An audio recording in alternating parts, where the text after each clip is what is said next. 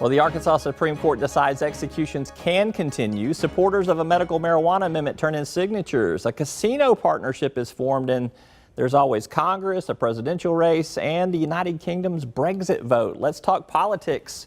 I'm joined by Janelle Lilley, KATV's weekend anchor and lead Capitol reporter, and Rex Nelson, president of the the Central Arkansas Political Animals Club and former political editor of the Democrat Gazette. You got too many titles. I don't ever get to give them all out there. But all right, we're going to kind of play a game show today with all of these topics. Okay. It's just been this hodgepodge of stuff all week long. So you guys get to pick whatever topics. I got a couple of topics here that we all mentioned. So there we go. There's our top politics topics. Janelle, you get to pick the first subject there. I'm going to start off strong with state executions, Alex.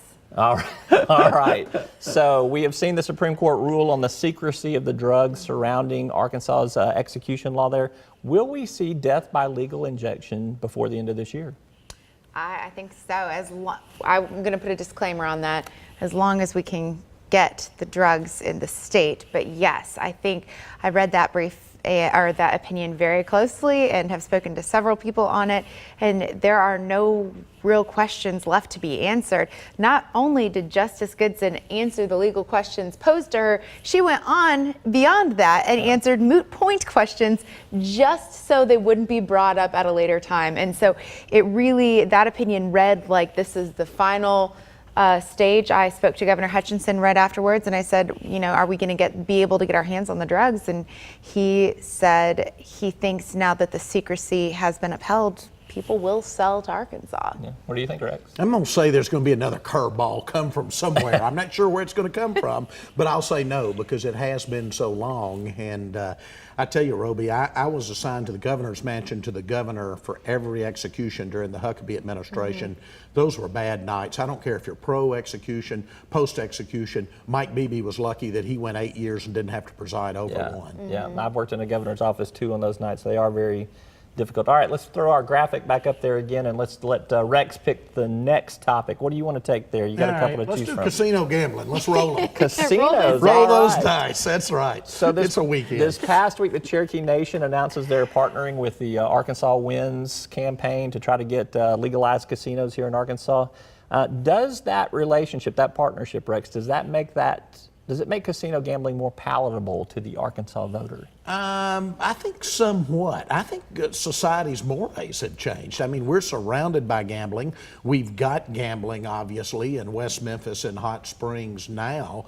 If it just comes down to the moral issue, if you will, I think Arkansans are pretty accepting of it. There are a lot of legal hurdles, I suspect, between now and then, however. And it's pretty close. Fort Smith, just over the border, has it, and Siloam Springs, too. What do you think, Janelle? I have to 100% agree with that. I think, Oaklawn, in their own ads now are calling it gambling, as opposed to gaming. And so I don't know what else there is to say about it. Yeah, we'll see. We're going to poll that a little bit later. It's not in this round of polling that we've got coming out, but we'll see. All right, our next topic. Janelle, I'm going to come back to you. You get to pick another topic there. All right, I'll pick the Brexit vote. The Brexit. Okay. Oh. So I think everybody's familiar with what Brexit is. My best analysis I saw on this was that Brexit sounded better than Bremain, and that's the reason why it passed here. But how do you think it affects U.S. politics? I think the most interesting takeaway from this is that no one knows, right? Everyone was so sure before the Brexit vote that they were remaining, they were going to stay. And the pundits on that issue were so set forward in their opinions that when the actual numbers came down, it just goes to show you that when you come to gambling,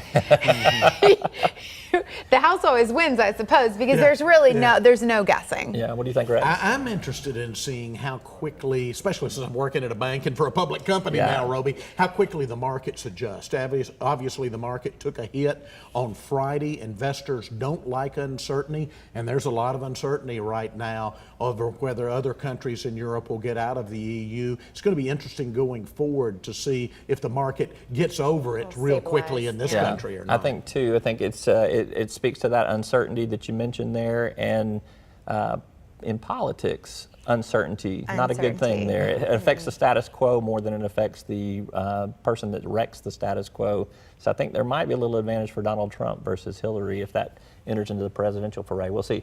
All right, we've got time for one more question. Rex, you get to pick the last topic here. Well, let's do presidential politics. All right. You brought it up just then. All right, so here we go. So this week there was so much news on the presidential front. You had Hillary give a speech on Donald Trump. Donald Trump gave a speech on Hillary Clinton. Trump fired his campaign manager. Hillary Clinton's staffer goes before the investigators for some questioning there.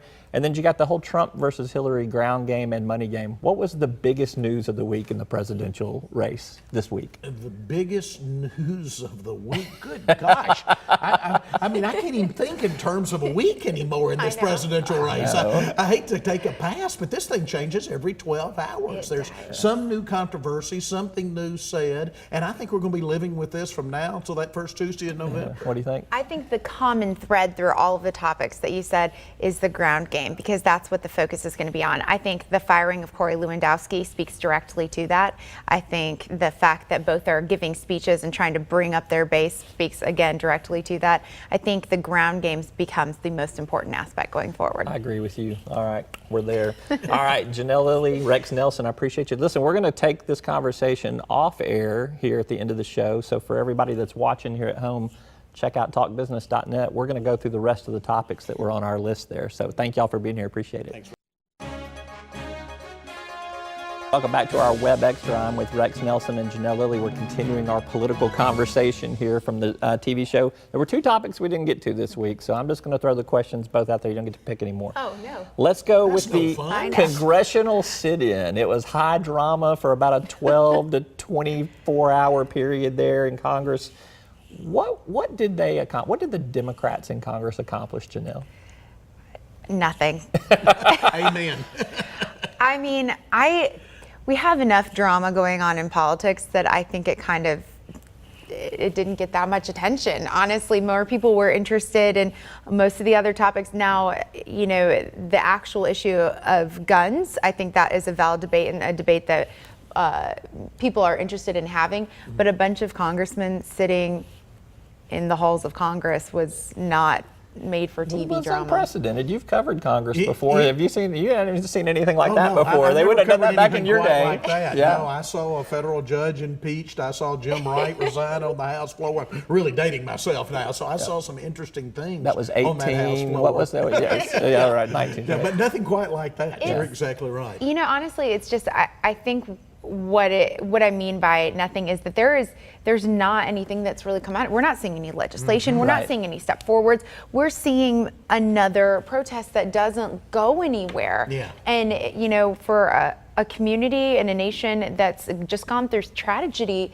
that's not really what you want. You know. And I think you make the good point. In a world where we see Donald Trump as one of the two major party nominees, there is no shock value anymore in American politics, and there just wasn't much shock value to it. It was totally overshadowed by the presidential race and by the Brexit debate over in Great Britain. Yeah, I will say one of the things that I do think the Democrats accomplished from doing that is they did throw some red meat to their base, whether that was their true intention or not.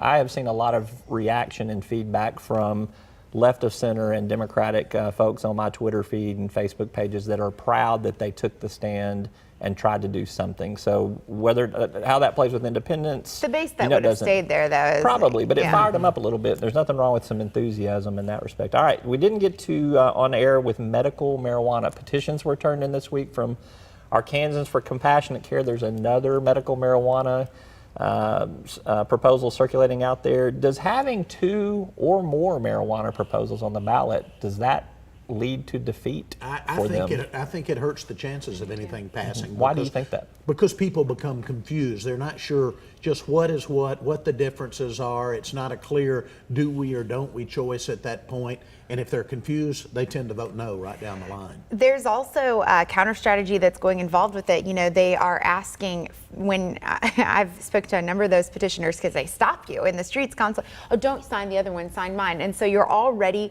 introducing a one is good, one is bad. And if voters, by the time they get to the polls, have that ingrained in them and they can't identify which one they believe in, they're not going to vote for either, despite how positively they view the issue. Well, I will say it is in our polling that we are about to release in a couple days. It'll be the last question that we release. We didn't ask if there were more than one proposal. We'll have to come to that later. You won't lead in saying it's a smoking hot issue, I will right? not. I will Please. just say that, let's just say the numbers were high, Rex, okay? I won't say if it's for or against, but we'll see. Well, don't give anything away because you don't want to blunt the excitement. All right. With all of that conversation, we have got to end it right there. So, man, on a bad pun Sunday there. Anyhow, Rex Nelson, Janelle Lilley, thank you very much. Appreciate you both. You're welcome. That's all for this Web Extra. You can keep up with the latest business and political news each and every day at talkbusiness.net. I'm Roby Brock. Thanks for watching. I was going to come back on some...